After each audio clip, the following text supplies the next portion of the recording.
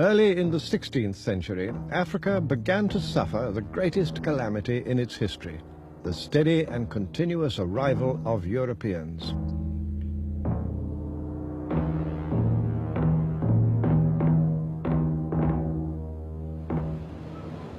This was one of 43 castles built by 7 European nations along the coast of West Africa.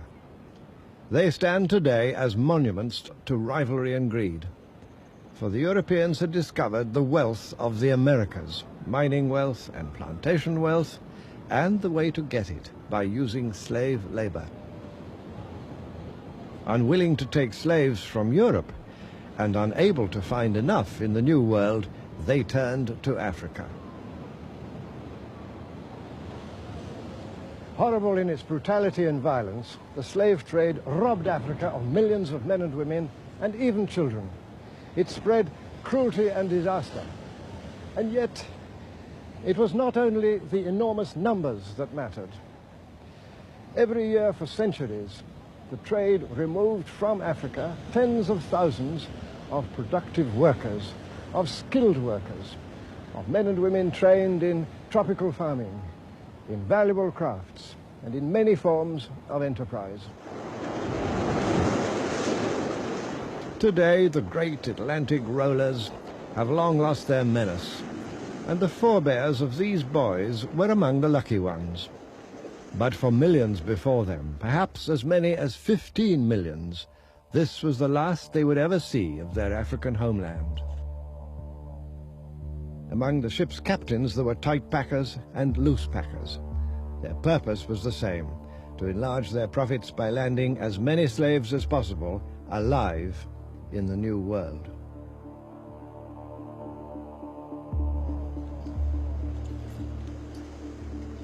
Sometimes captured far inland, the victims of black traders were driven to the dungeons of their white partners on the coast. There were protests, but they dwindled as the profits of the trade became ever more corrupting to kings and merchants in Africa as well as in Europe. It became normal and even necessary for white people to think of their black victims as less than human. Racism grew out of slavery. At Cape Coast, a chapel was built for the British garrison right on top of the dungeons where, at any one time, up to 1,500 black captives awaited shipment.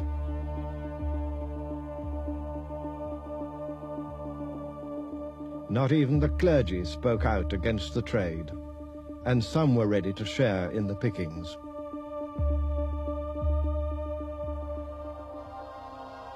Early in the 19th century, the Atlantic slave trade gradually began to come to an end. But even as the slavers withdrew, Europeans of a new kind began to penetrate deeply into the interior. These were the explorers. They had no warlike intentions, and the guns they carried were for hunting and self-defense. It was seldom the fault of such men that the routes they opened up would all too soon be used by others with very different aims.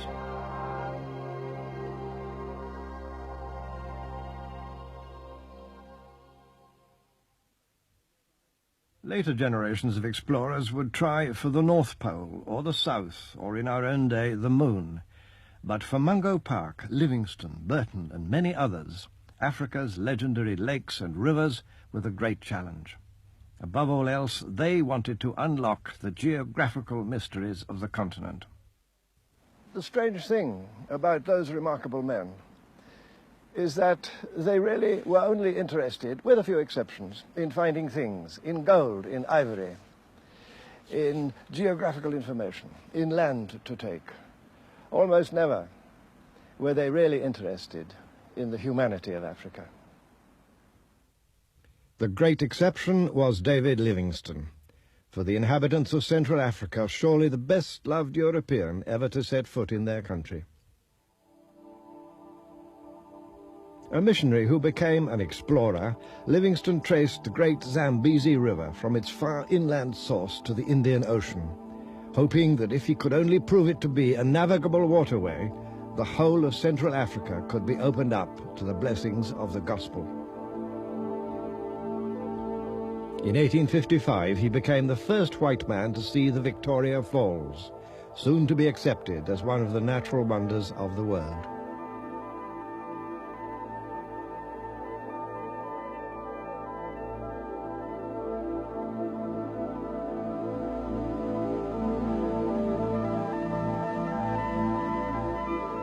But less dramatic obstacles further downstream barred the way to navigation. His specially constructed river steamer had to turn back.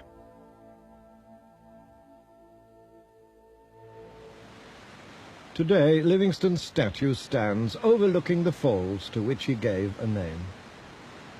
The inscription says that Dr. David Livingstone discovered the falls. That was in 1855. What happened, in fact, was that African friends of his, with whom he was living some days upstream from here, told him about this amazing sight in their country and brought him to see it. And Livingstone, whose generosity of heart never allowed him to forget what he owed to Africans, was careful to record this in his memoirs. But the people who put the statue up long after evidently thought that nothing really exists until a white man has found it.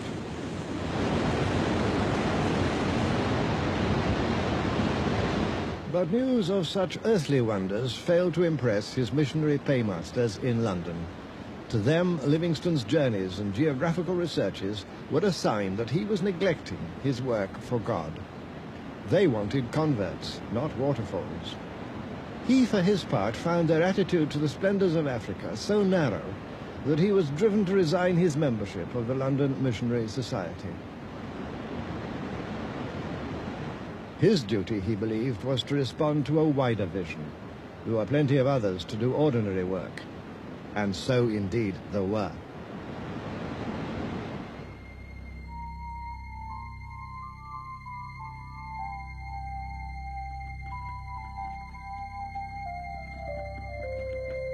A growing band of dedicated men and women came forward from many nations to carry the gospel into these heathen lands.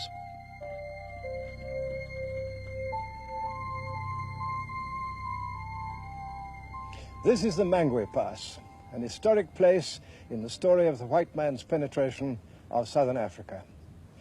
To the southwest lay the deserts of the Kalahari, and beyond to the southeast, white-ruled South Africa.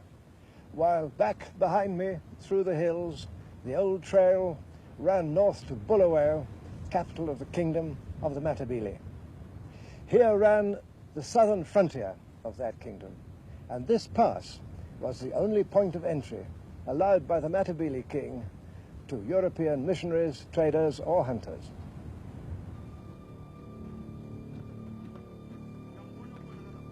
In their attitude to the Africans whom they'd come to convert, most of the missionaries would have been happy to echo the words of Livingstone himself.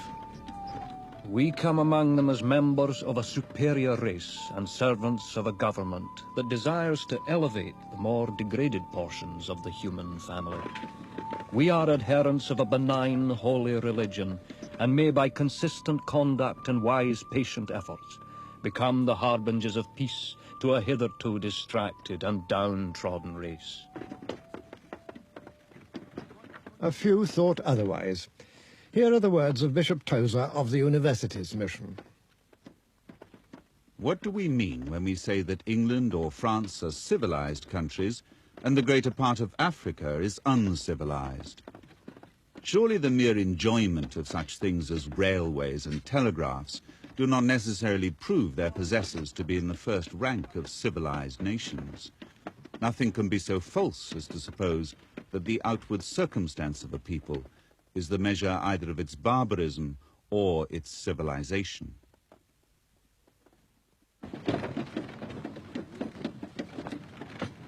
Nevertheless, most missionaries believed that they alone could raise Africans out of their spiritual degradation. They faced many perils, not from being boiled in an African pot, which never happened, but from mortal fevers they could not cure. 6 out of 9 at Makalolo Mission, which Livingstone had founded, died in a single year. Willing converts were few. So it had to be asked, is force justified to save a man's soul? Flogging was used at some mission stations, others disapproved. If it is agreed that an expedition cannot be carried out unless the leader of it commits day-by-day acts of brute violence, the reply is that missionary expeditions had better not be undertaken. If missions can only be worked by methods which no supporter of the mission would dare to state in detail on a mission platform, then missions had better not be undertaken.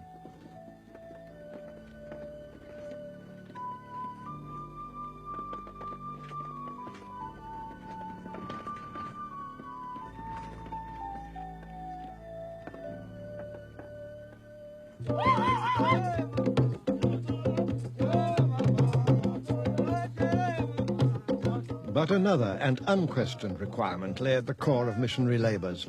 If the gospel message was to be accepted, the spiritual beliefs which formed the foundation of African community life had to be drained of their power and effectively destroyed. What the missionaries had come to do was to convince Africans that they must renounce their beliefs, forget their ancestors, and discard the very fabric of their culture.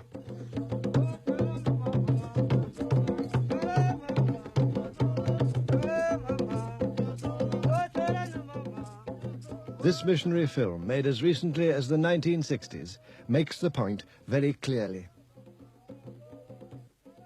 As these women, whose lives have been spent in the dark shadow of fear, listen to the radiant young girls, they wonder at their joy and confidence. They remember the offerings they've so often made to the Juju themselves, the sacrifices which have been of no use.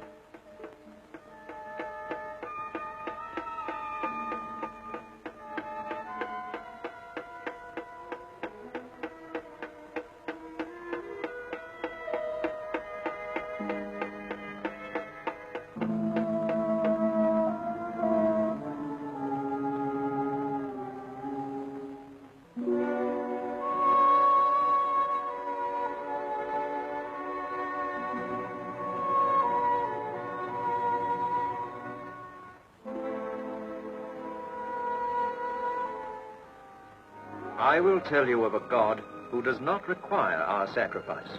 He made sacrifice for us. And she shows to these fear-ridden people the symbol of God's love.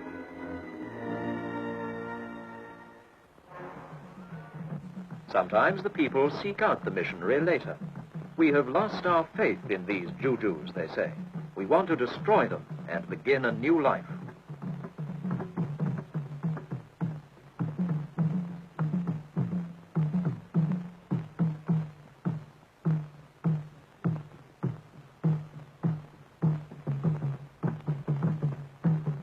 Some rejoice.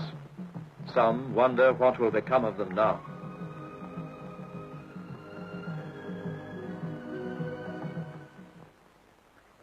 Finally comes the great day when they gather for the baptism service.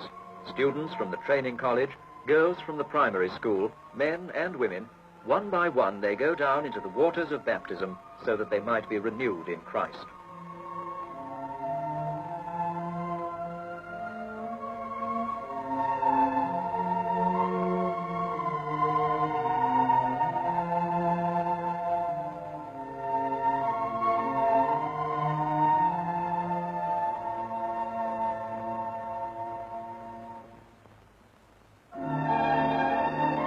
A skeptic might find it hard to see why one form of spiritual renewal should be so superior to another. But to these missionaries, this was the indispensable climax to their endeavors.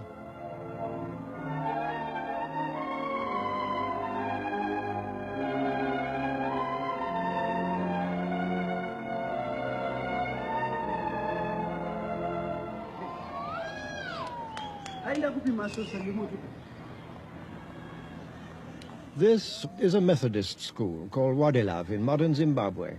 It's an important day because the Minister of Information, Mr. Nathan Shamurira, himself an old boy of the school, is making a visit. The event brings into focus some of the underlying currents and contradictions of recent history. Mr. Chamuirera speaks for a government with radical ideas, which may well find itself at odds with religious conservatism. Yet he was educated here and brought up in the religion of white colonial settlers whose contempt for African humanity generally outweighed their Christian commitment to the brotherhood of man.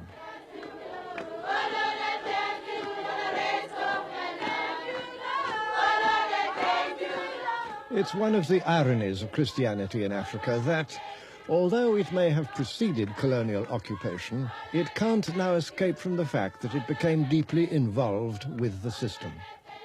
The foreign rulers may have departed, yet the tunes live on.